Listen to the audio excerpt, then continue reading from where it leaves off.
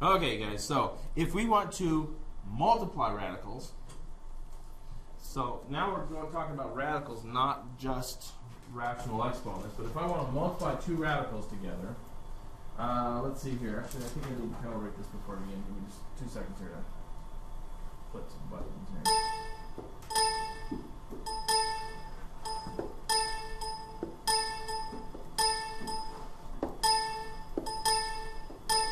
So if I want to multiply two radicals together, and I get something like the square root of 3 times the square root of 6, what do I get?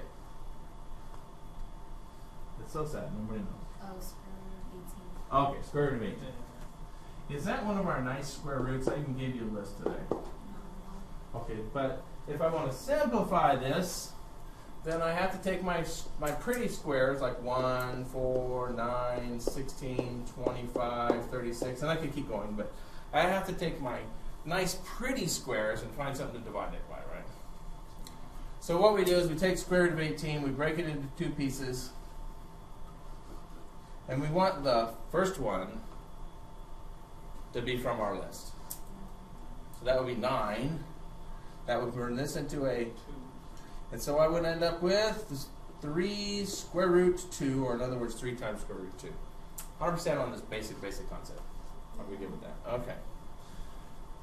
Well, moving forward, what if we have not just square roots, but third or fourth or fifth roots? So, like the third root of 5 times the third root of 50. What's that give me? The third root of 250. And that's awesome, but that's not a nice third root, is it? So you have your third root list in front of you. I'll write it up here just for those people who don't. So we have 1 to the third power is 1, 2 to the third power 8, 27. Okay, so here's our first few third powers, right? Do any of these go into 250? And actually we want the biggest one, but yes, 125 it is. So we split this thing up, so like a third root of and a third root of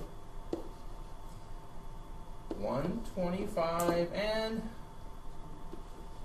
the third root of 125 is 5 third root of 2. 100% on that concept. Rock and roll. So now what about if we have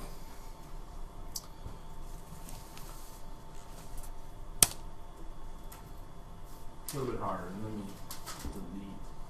Okay, so now what we have is like the third root of 3 times the fourth root of, no, I don't want to do that. That's too far. The third root of 9. Okay, you guys try that one on your own. See if you can get that all the way simplified down. This is an easy one.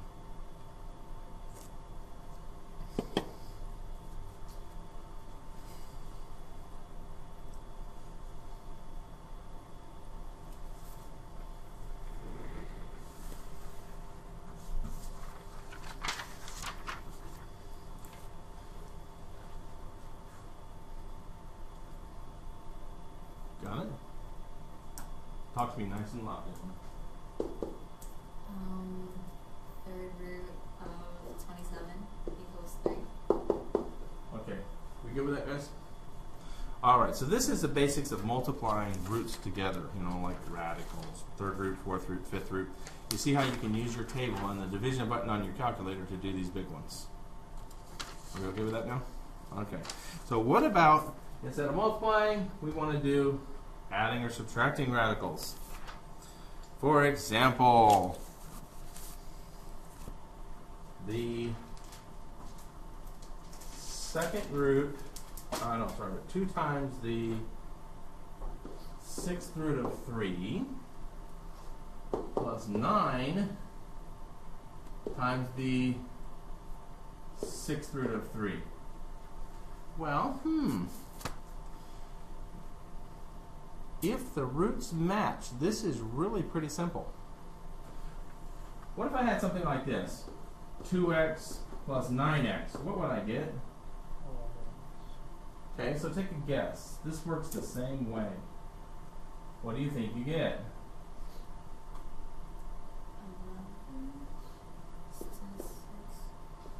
11.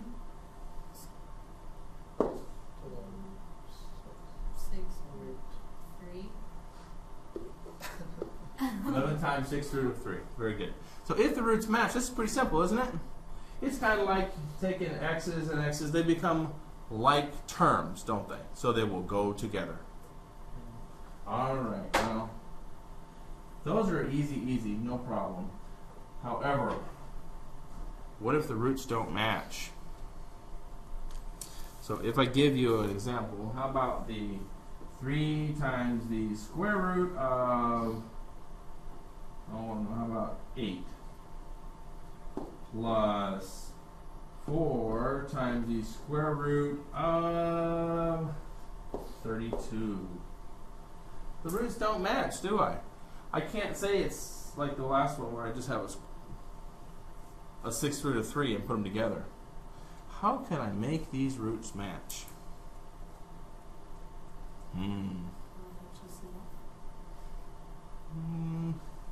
We're talking squares, so how about I give you a hint? 1, 4, 9, 16.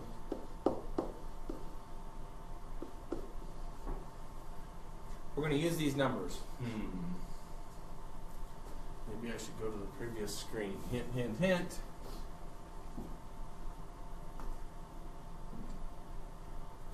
That didn't work either. That's okay. 8 and 32. What if you simplified the square root of 8? How would you simplify that? 2 square root of 2. 2 square root of 2, well, because you're going to turn this into a 4 and a 2, right? Which becomes 3 times this times that, right?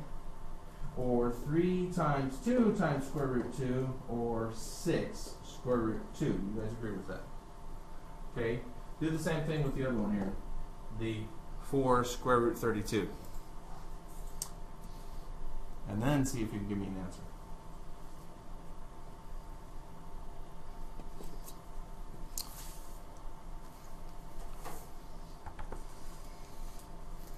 Caitlin, you're on the spot on this one. This is yours. I have faith in you. I know you can do this. I know you can.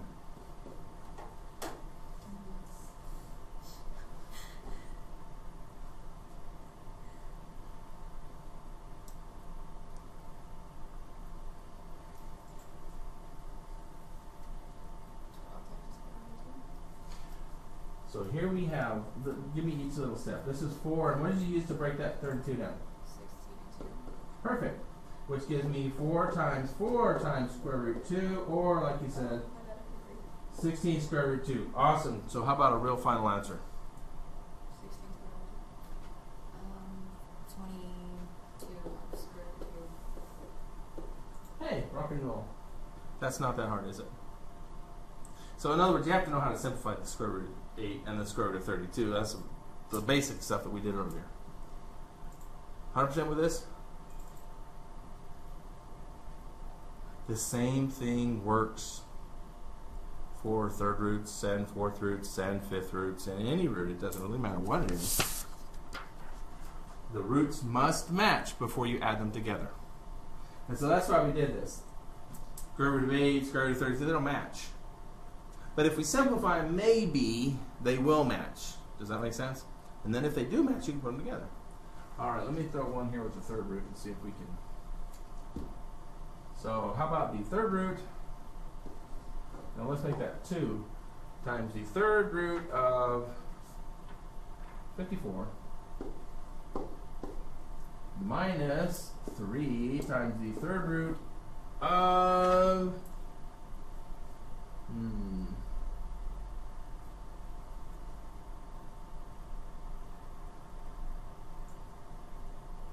let's see here. How about 16? That works. Okay, so give this a try. Use your third roots. You've got your list, but I'm going to put it up here too so we can see it. 1, 8, 27, 64, 125. Those are your first few cubes. See if you can simplify this and see if when we get to the bottom something matches and we can put them together. Give it a shot. Last example, and we'll be all done.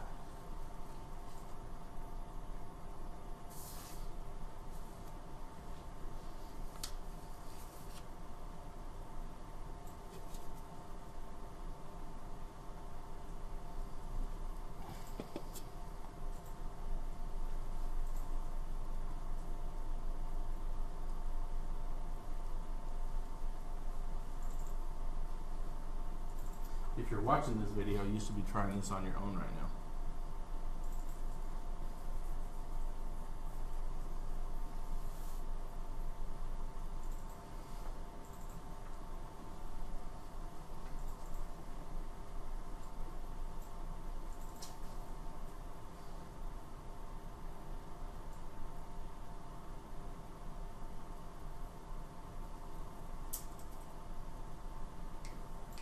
Got about 30 seconds.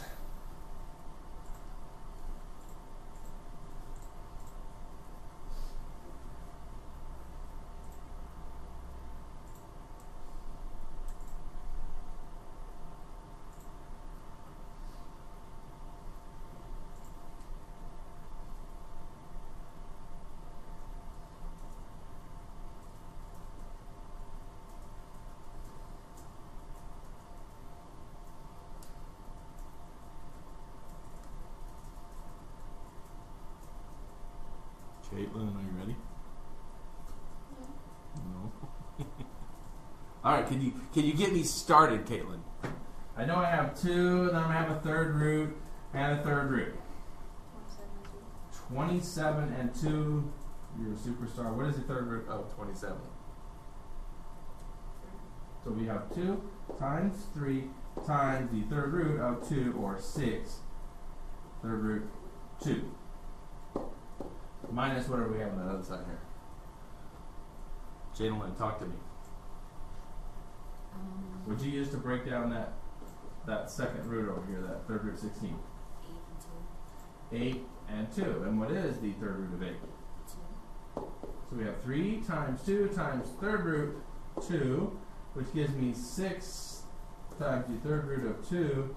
And this just works out magically. We have 6 times the third root of 2 minus 6 times the third root of 2, which is 0 third roots of 2, or we could just write 0, couldn't we?